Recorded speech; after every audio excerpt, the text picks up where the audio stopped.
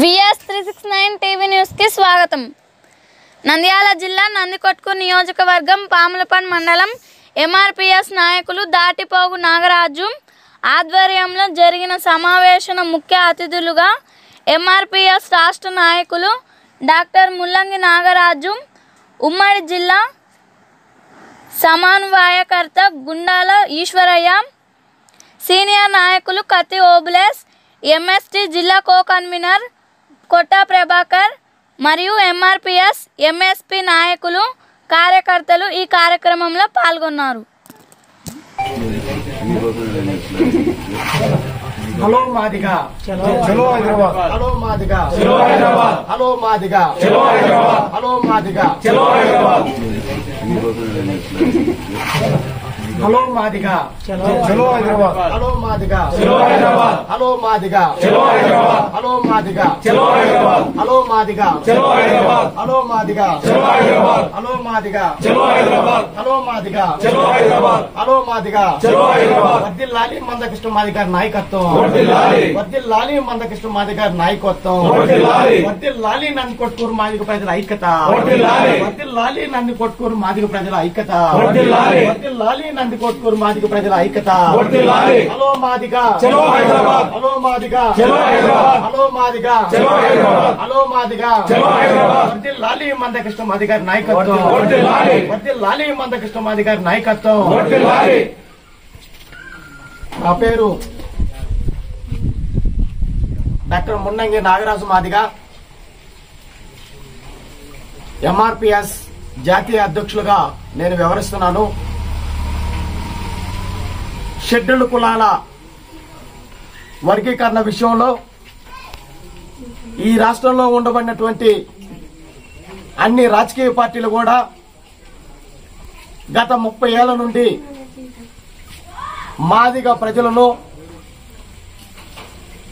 మోసం చేస్తున్నారు. కాబట్టి వర్గీకరణ విషయంలో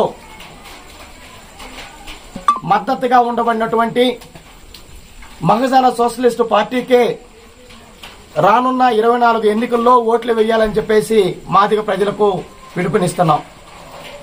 గత 30 ఏళ్ల నుండి నమ్మినటువంటి అన్ని రాజకీయ పార్టీలు కూడా వర్గీకరణ విషయంలో మాదిగ సమాజాన్ని నమ్మించి మోసం చేశాయి.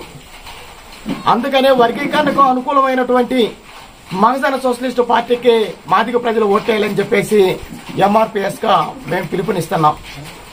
ఎందువల్లంటే ఈ రాష్ట్రంలో ఉండబడినటువంటి అన్ని రాజకీయ పార్టీలు కూడా ఒకనాడు వర్గీకరణకు అనుకూలంగా తీర్మానాలు చేసి ఈ రాష్ట్రంలో ఉండబడినటువంటి అన్ని రాజకీయ పార్టీలు కూడా కేంద్ర ప్రభుత్వానికి వర్గీకరణకు అనుకూలంగా అఖిలపక్ష బృందాలుగా వెళ్లి కేంద్ర ప్రభుత్వానికి విన్నవించుకోవడం జరిగింది. కానీ ఈ రోజు కేంద్రంలో ఉండబడినటువంటి బీజేపీ ప్రభుత్వం కానీ మేము అధికారంలోకి వచ్చినటువంటి 100 రోజుల్లోనే మేము షెడ్యూల్డ్ కులాల వర్గీకరణ చేస్తామని చెప్పేసి ఆనాడు ప్రతిపక్షంలో ఉన్నప్పుడు స్పష్టంగా చెప్పారు. మరి ఈ రోజు కేంద్రంలో బీజేపీ ప్రభుత్వం అధికారంలోకి వచ్చి దాదాపుగా 9 ఏళ్లుగా వస్తుంది. ఈ 9 ఏళ్ల నుండి కూడా ఒక్క మాట కూడా మాట్లాడకుండా మాదిగ ప్రజలను నమ్మించి మోసం చేసినటువంటి పార్టీ ఏదైనా ఉందంటే అది బీజేపీ ప్రభుత్వం మాత్రమే.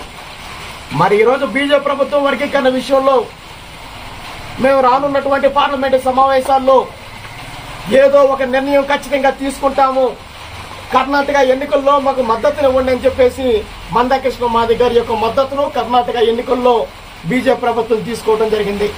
కర్ణాటక ఎన్నికల సందర్భంగా అమిత్ షా గారు కూడా స్వయాన వర్గీకరణకు మేము కట్టుబడి ఉన్నాం, ఖచ్చితంగా వర్గీకరణను భవిష్యత్తులో రానున్నటువంటి పార్లమెంటు సమావేశాల్లో ఏదో ఒక తీర్మానం చేస్తాం, ఖచ్చితంగా వర్గీకరణ కట్టుబడి ఉందని చెప్పేసి కూడా బీజేపీ ప్రభుత్వం అమిత్ షా గారు స్పష్టంగా చెప్పడం జరిగింది. ఒక పక్క కర్ణాటక రాష్ట్రంలో వర్గీకరణకు సంబంధించి అసెంబ్లీ తీర్మానం పెట్టారు బీజేపీ ప్రభుత్వం, అలాగే కేంద్ర ప్రభుత్వాన్ని కూడా పంపించడం జరిగింది. అంటే బీజేపీ ప్రభుత్వం వర్గీకరణ విషయంలో ఒక అడుగు ముందుకు వేసింది. మరి ఈరోజు మన పక్కన ఉండబడినటువంటి రాష్ట్రం తెలంగాణ రాష్ట్రంలో ఉండబడినటువంటి కేసీఆర్ కూడా వర్గీకరణకు సంబంధించి అసెంబ్లీ తీర్మానం ప్రవేశపెట్టారు, కేంద్ర ప్రభుత్వానికి కూడా పంపించడం జరిగింది. మరి ఈరోజు ఆంధ్రప్రదేశ్ రాష్ట్రంలో అధికారంలో ఉండబడినటువంటి గౌరవ ముఖ్యమంత్రి గారు వైఎస్ జగన్మోహన్ రెడ్డి గారు ప్రతిపక్షంలో ఉన్నప్పుడు మేము అధికారంలోకి వచ్చిన వెనువెంటనే వర్గీకరణ సమస్యను మేము పరిష్కరిస్తాము. వర్గీకరణ అనేది మా నాన్నగారి డ్రీము. మా నాన్నగారి డ్రీమ్ ఏదైతే వర్గీకరణ ఉందో వర్గీకరణకు సమస్యను మేము ఖచ్చితంగా అధికారంలోకి వచ్చిన వెంటనే పరిష్కరిస్తామని చెప్పేసి గతంలో ప్రతిపక్ష నాయకుడిగా ఉండబడినప్పుడు వైఎస్ జగన్మోహన్ రెడ్డి గారు చాలా స్పష్టంగా చెప్పారు. కడపలో జరిగినటువంటి మొదటి ప్లీనరీ సమావేశంలో కూడా వర్గీకరణకు అనుకూలంగా మొదటి ప్లీనరీ సమావేశంలో కూడా జగన్మోహన్ రెడ్డి గారు మొదటి ప్లీనరీ సమావేశంలో వర్గీకరణ అంశాన్ని ప్రవేశపెట్టడం జరిగింది. ఆయన ఉప ఎన్నికల్లో జగన్మోహన్ రెడ్డి గారు గెలిచిన తర్వాత ఆయన ఎంపీగా ఉన్నటువంటి సందర్భంలో కూడా ఆయన ఎంపీగా ఉన్నప్పుడు వర్గీకరణకు అనుకూలంగా వర్గీకరణకు మద్దతుగా ఒక లేఖను గౌరవ ప్రధాని మన్మోహన్ సింగ్ గారు కూడా జగన్మోహన్ రెడ్డి గారు ఆనాడు స్పష్టంగా ఆయన లేఖ కూడా ఇవ్వడం జరిగింది. మరి ఒకనాడు ప్లీనరీ సమావేశంలో పెట్టారు. అలాగే ఎంపీగా ఆయన వర్గీకరణకు అనుకూలంగా గౌరవ ప్రధాని గారు కూడా ఒక లేఖ కూడా రాయటం జరిగింది.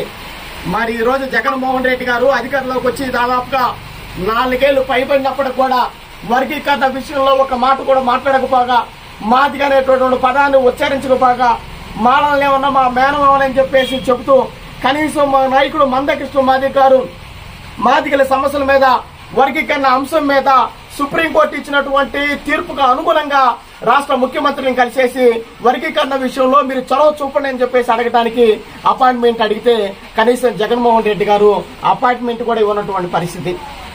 మరి ఒకనాడు న్యాయం అన్నారు.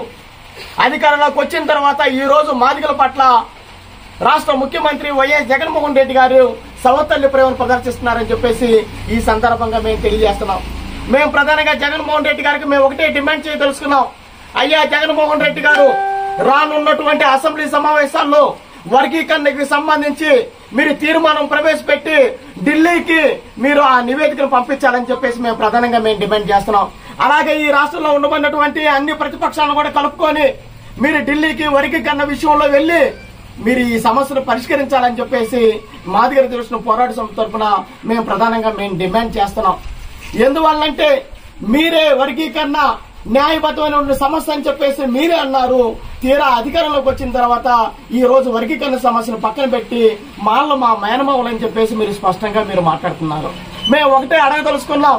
రానున్నటువంటి ఎన్నికల్లో మీరు కానీ వర్గీకరణ సమస్యకు సంబంధించి వర్గీకరణ పరిష్కారానికి ఏదో ఒక చొరవ కానీ తీసుకోకపోతే మాదిగ సమాజం ఖచ్చితంగా వైఎస్ఆర్ కాంగ్రెస్ పార్టీకి దూరం కాక తప్పదని చెప్పేసి ఈ సందర్భంగా మేము తెలియజేస్తున్నాం. మీ మాటలు నమ్మి మీరు 2019లో ఎన్నికల్లో వచ్చే ముందు మీ మాటలు నమ్మి దాదాపుగా వైఎస్ఆర్ కాంగ్రెస్ పార్టీకి 63% ఓట్లేసినటువంటి ఏకైక కులం ఈ రాష్ట్రంలో ఏదైనా ఉంది అంటే అది మాదిగలు మాత్రమే అని చెప్పేసి ఈ సందర్భంగా మేము తెలియజేస్తున్నాం. 63% ఓట్లేసాం. మాల్లో 52% ఓట్లు మాలలు వేశారు. 4% ఉండబడినటువంటి రెట్లు 92% వేశారు. కానీ మాదిగలుగా మీరు వర్గీకరణ చేస్తారు, వర్గీకరణకు కట్టుబడి ఉంటారని చెప్పేసి మిమ్మల్ని నమ్మి మేము ఓట్లేస్తే కనీసం మీరు మాదిగల యొక్క అభివృద్ధి విషయంలో వర్గీకరణ విషయంలో ఒక్క మాట కూడా మాట్లాడకపోవడం అనేది ఈ రాష్ట్రంలో ఉండబడినటువంటి మాదిగ సమాజం మొత్తం కూడా ఆవేదనతో ఉందని చెప్పి ఈ సందర్భంగా మేము తెలియజేస్తున్నాం. ఒక పక్క వైఎస్ఆర్ కాంగ్రెస్ పార్టీయే కాదు, వర్గీకరణ విషయంలో 2014లో ఆనాడు చంద్రబాబు నాయుడు గారు రాష్ట్రం విడిపోయిన తర్వాత 2014లో జరుగుతున్నటువంటి ఎన్నికల్లో ఆనాడు చంద్రబాబు నాయుడు గారు పాదయాత్ర సమయంలో తెలంగాణలో చంద్రబాబు నాయుడు గారిని తెలంగాణ వాదులు అడ్డుకుంటుంటే మందకృష్ణ మాదిగ గారి యొక్క సహాయాన్ని తీసుకొని కృష్ణ మాదిగ గారు తెలంగాణలో నా పాదయాత్రకు మీరు సహాయపడాలని చెప్పేసి అన్నప్పుడు వర్గీకరణకు నేను కట్టుబడి ఉంటానని చెప్పేసి చంద్రబాబు నాయుడు గారు ఆయన యొక్క పాదయాత్రలో కూడా మాదిగల యొక్క సహాయం తీసుకున్నాడు. ఆయన పాదయాత్ర సందర్భంలో కూడా మన డప్పు కొట్టాడు, మన చెప్పు కొట్టాడు, మన నల్ల కండ వేసుకున్నాడు, దండోరా జెండా కూడా పట్టుకొని నేను పెద్ద మాదిగలు అవుతాను, నేను ఎన్నికల్లో గెలిచిన వెంటనే మాదిగలకు న్యాయం చేస్తారని చెప్పేసి ఆనాడు చంద్రబాబు నాయుడు గారు స్పష్టంగా చెప్పారు. తీరా అధికారంలోకి వచ్చి మీరు గెలిచిన తర్వాత మీరేం చేశారు?